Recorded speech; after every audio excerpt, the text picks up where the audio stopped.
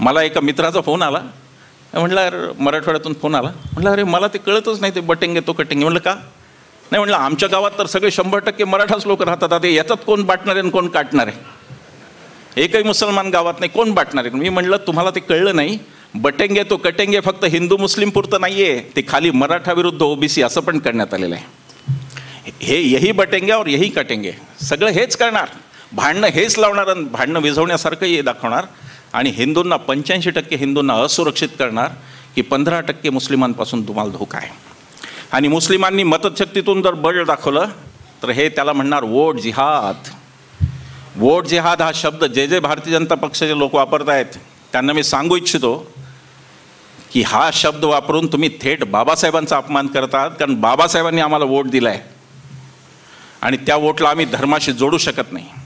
बाबासाहेबांनी एक व्यक्ती एक मत सगळ्यांना दिलं, हिंदू असेल मुस्लिम असेल गरीब असेल श्रीमंत असेल, लाडका अदानी त्यालाही एकच मत देता येतं बूथवर गेलं, त्याला काय 10 मतं नाही. हे बाबासाहेबांची देण आहे आपली. आणि बाबासाहेबांनी दिलेल्या मताधिकाराला वोट जिहाद म्हणणं हा थेट बाबासाहेबांचा अपमान आहे, राज्यघटनेचा अपमान मी असं म्हणतो. त्याच्यानंतर मग कांगावे करतात. लोकसभेमध्ये झालं, फडणवीस म्हणाले की फेक नॅरेटिव्ह. फेक नॅरेटिव्ह म्हणजे काय माहिती आहे? फेक नॅरेटिव्ह म्हणजे जे अस्तित्वात नव्हतं ते सांगितलं त्याला फेक नॅरेटिव्ह म्हणतात. फडणवीसांनी लक्षात घ्यावं, एक नाही दोन नाही, तुमच्या पक्षाचे 6 लोक ऑन रेकॉर्ड म्हणलेले आहेत की आम्हाला घटना बदलायची आहे. ज्योती मिर्धा म्हणाल्या, अरुण गोविल म्हणाले, लल्लू सिंग तो अयोध्येचा खासदार ज्याला आत्ता पाडलं, रामचंद्रांनी चांगला बाण घातला एकदाच. तिकडं हनुमंतरायांनी पण दाखवलं बंगालमध्ये, ते बजरंगबली म्हणले होते त्यांनी पण गदा घातली यांच्या डोक्यात. हिंदूंचा एकही देव यांच्या मागे उभा राहणं शक्य नाही, कारण देवांना यांच्यासारखे लोक आवडत नसतात, देवांना असे लोक नाही आवडत. म्हणे फेक नॅरेटिव्ह केला. 6 माणसं तुमची म्हणतायत आम्हाला घटना बदलायची, तुम्ही शांत राहता त्यावेळी. मोदी शहा फडणवीस यापैकी एकही म्हणत नाही की हे नाही हे नाही बरोबर नाही हे बोलले ते चुकीचं आहे, आम्हाला घटना म्हणलात तुम्ही त्यावेळी. हे तुम्ही 5 वर्ष चालू दिलं, 6 माणसं बोलतायत जबाबदार पदावरची, तुम्ही तेव्हा काही खुलासे देत नाही आणि जेव्हा विरोधक म्हणतात तेव्हा तुम्ही फेक नॅरेटिव्ह म्हणता. त्याला कोणता फेक नॅरेटिव्ह होता? बाबासाहेबांच्या राज्यघटनेत ईडी वापरून विरोधक नेस्तनाबूत करावेत असं सांगितलं का? ते घटनेच्या विरोधात नाही का तुम्ही तुमचे वागताय? निवडणूक आयोग ताब्यात घ्यावा घटनेने सांगितलंय का? तो स्वायत्त आयोग आहे. नियोजन आयोग बाबासाहेबांच्या राज्यघटनेतला रद्द करावा हे बाबासाहेबांनी सांगितलं का तुम्हाला? ते नाही, तुम्ही ते केलं. 100 गोष्टी सांगू शकतो मी. फडणवीसांनी आमच्यावर चर्चेला यावं, कुठेही आणि कधीही चर्चा करण्याची आमच्या तयारी आहे. RSSच्या मुख्यालयात सुद्धा चर्चेची तयारी आहे. त्यांनी आमचं आव्हान स्वीकारावं. आम्ही सिद्ध करून दाखवू 100 गोष्टींनी की तुमचं कसं घटना तुम्हाला तोडायची आहे ते. म्हणजे चालेल तिथपर्यंत चालू द्यायचं, रुजलं तर रुजलं, पचलं तर पचलं, पुढे गेलं तर गेलं. आणि जर अंगावर आलं, महाराष्ट्रात आलं तसं, मग मात्र फेक नॅरेटिव्ह म्हणायचं. फेक नॅरेटिव्ह नव्हता. तुम्हाला राज्यघटना. आता गंमत पहा, फडणवीस भूतालाही घाबरत नाहीत, वेताळालाही घाबरत नाहीत, पण ते फक्त या एका गोष्टीला घाबरतात. ही एक गोष्ट आहे. आणि मग त्याच्यात त्यांनी उणे दुणे काढले. काय काढलं? आता ही वही मी आणि असीम राहुल गांधींच्या स्टेजवर परवा होतो नागपूरला संविधान सन्मान संमेलनात, आणि तिथे ही वही दिली. हिचं मुखपृष्ठ संविधानाचं आणि याच्यामध्ये सरनामा छापलेला आहे.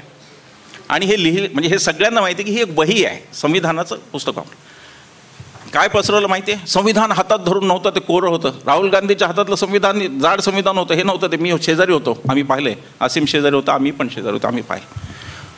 पण काहीतरी आग लावत राहायचं. लोकांना आता कळलं आहे संविधानाचे विरोधक कोण आहेत आणि संविधान कोणाला पाहिजे हे लोकांना कळलं आहे. हे म्हणे लाल रंगाचं का आणलं? काय किती रंगांधळेपणा असतो तो दिसतो की म्हणे लाल रंगाचं का? संविधानाच्या आता आम्हाला दिलं त्याचं पिवळं कव्हर आहे, माझ्याकडे आहे एक त्याचं कव्हर हिरवं आहे. मोदीजींनी डोक्याला जे संविधान लावलं होतं पार्लमेंटमध्ये त्याचं कव्हर हिरवं होतं. कुठे ते केशरी असू शकेल, कुठे ते पांढरं असू शकेल. संविधानाच्या मुखपृष्ठाचा रंग ही चर्चेची गोष्ट असू शकते का? पण तेवढं दिसतं की ते याला इतके घाबरतात की याच्याबद्दल काही झालं तरी ते लगेच संवेदनशील होतं आणि लगेच संविधान. माझं फडणवीसांना आव्हान आहे, कशाला ते टीका करता? चला तुम्हाला आम्ही सांगतो, तुम्ही भगव्या रंगाचं मुखपृष्ठ करा आणि वाटा 5 लाख प्रति महाराष्ट्रात वाटा. कधी वाटलं तुमच्या RSSनी संविधान? RSSनी कोणत्याही रंगाचं मुखपृष्ठ करून संविधान लोकांना दिलं का, दाखवलं का? RSSनी संविधानाचा कधी सन्मान केला? बाबासाहेबांना आधुनिक महर्षी असं म्हणून कोणी हिणवलं? हे संविधान या देशातली माणसं कधीही स्वीकारणार नाही हे कोण बोललं? संविधानाने दिलेला तिरंगा हा देश कधीही स्वीकारणार नाही, या देशाचा भगवाच हे कोण बोललं? आणि आज आम्हाला हे संविधान शिकवतायत. मी माझ्या भाषणांमध्ये नेहमी म्हणतो, आधी पण म्हणलो की त्यांच्याकडून राष्ट्रवाद शिकायची वेळ आली ज्यांनी राष्ट्रपित्याची हत्या केली, राष्ट्रगीत नाकारलं, राष्ट्रध्वज नाकारला, त्यांच्याकडून आम्हाला आज राष्ट्रवाद शिकायची वेळ आली.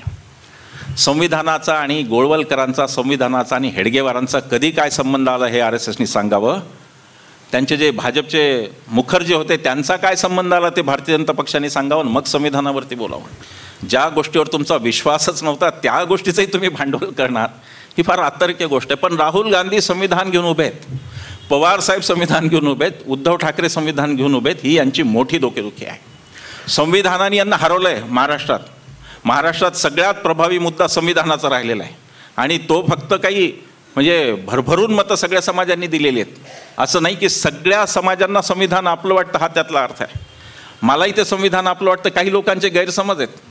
काही लोकांना असं वाटतं की संविधान आणून बाबासाहेबांनी दलितांना मुक्त. अरे नाही, बाबासाहेबांनी या देशातल्या 97% प्रजेला मुक्ती दिलेली आहे. जर संविधान जर नसतं आणि संविधान जोपर्यंत नव्हतं आणि मनुस्मृतीचं दहन झालं नव्हतं तोपर्यंत माझी आई, माझी बहीण, माझी बायको, माझी मुलगी सगळ्या शूद्र होत्या. त्यांना माणूस म्हणून जगायचा अधिकार नव्हता. बाबासाहेबांनी माझ्या आईला, बहिणीला, बायकोला मुक्ती दिलेली. हे मला इथे सगळ्या बसलेल्या प्रत्येकाला आपल्याला हे लक्षात. या देशातले OBC, या देशातले दलित, या देशातले अल्पसंख्याक, या देशातले हिंदूसुद्धा या संविधानाची RSS वाल्यांना खरं प्रशिक्षण दिलं पाहिजे. आम्ही फुकटात देऊ माहिती त्यांनी सांगितलं. त्यांनी सांगावं आम्हाला नागपूरहून आम्ही फुकट ट्रेनिंग द्यायला जाऊ त्यांना. संविधान वाचलं का बघा. हे असं संविधान आहे ज्याच्यामध्ये अलौकिक एकाही धर्माचा उल्लेख नसलेलं हे संविधान आहे. कुठल्याही धर्माचा उल्लेख न करता लिहिलेलं हे संविधान आहे. आणि मला आश्चर्य वाटलं, श्रीलंकेतल्या एका माणसाने सांगितलं, एका सभेत आम्ही एकत्र होतो, असीमही होता त्या सभेत. मला लाज वाटली माझी की मला कसं नाही माहिती आहे, भारतीय असून मी संविधान करतो, मला कसं माहिती नाही. त्या माणसाने असं सांगितलं आणि हे कोल्हापूरमध्ये सांगणं महत्त्वाचं आहे. कारण विज्ञान सांगितलं म्हणून एका माणसाला पानसरे अण्णांना मारलेलं आहे त्यांनी, म्हणून हे कोल्हापुरात सांगायचं. ते सांगायचं हे की भारतीय संविधान हे जगातलं एकमेव संविधान आहे ज्याच्यामध्ये शास्त्रीय दृष्टिकोन अर्थात सायंटिफिक टेम्परामेंट हा शब्द आहे. हे जगातलं पहिलं आहे. RSSनी संविधान नीट समजून घ्यावं, पण त्या समजून घेण्याची अट अशी आहे की त्यांना त्यांच्या डोक्यातली मनुस्मृती बाजूला काढावी लागेल. आणि मनुस्मृती फक्त दलितांच्या बाबतीत नसते. मनुस्मृती बायकांचे फोटो काढण्यामध्ये पण मनुस्मृती असते.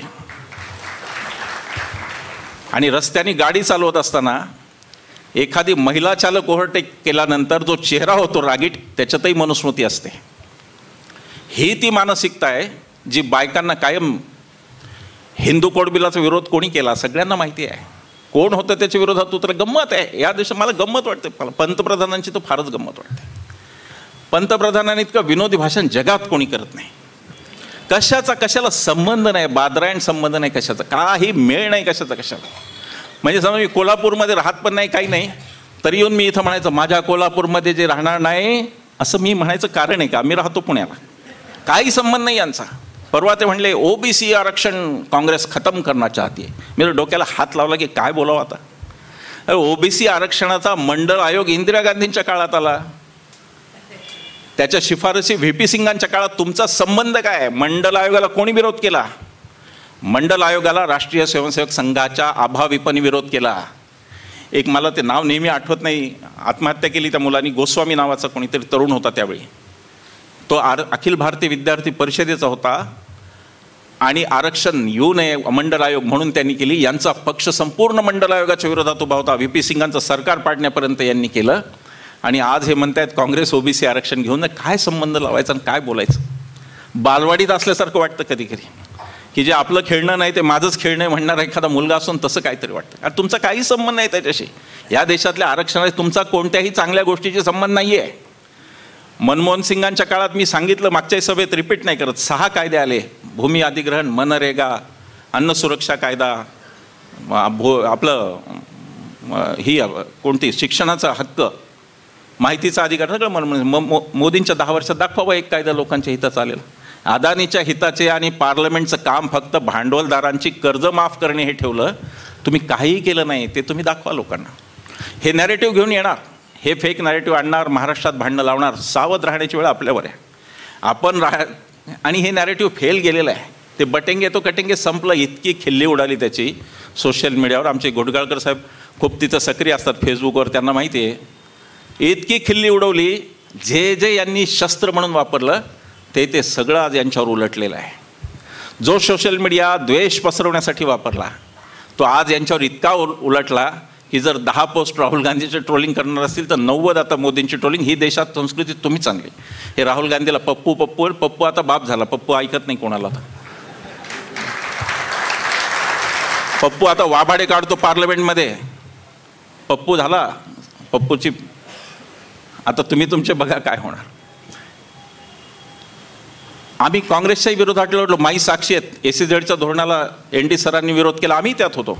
आम्ही काँग्रेस आणि राष्ट्रवादीच्या विरोधात खूप लढलेलो. पण त्यांनी आम्हाला मारायला पुण्याच्या रस्त्यावर कधी माणसं नाही पाठवली. उद्धव ठाकरे असतील, शरद पवार असतील, राहुल गांधी असतील, या माणसांना लोकशाही कळते म्हणून आम्ही त्यांच्या मागे उभे होतो. आणि यांना लोकशाहीचा काही यांचा संबंध नाही, हा खरा मुद्दा आहे. आणि त्याच्यासाठी आपण यांच्या विरोधात आहोत. बाकी यांचं आपलं काय भांडण नाही.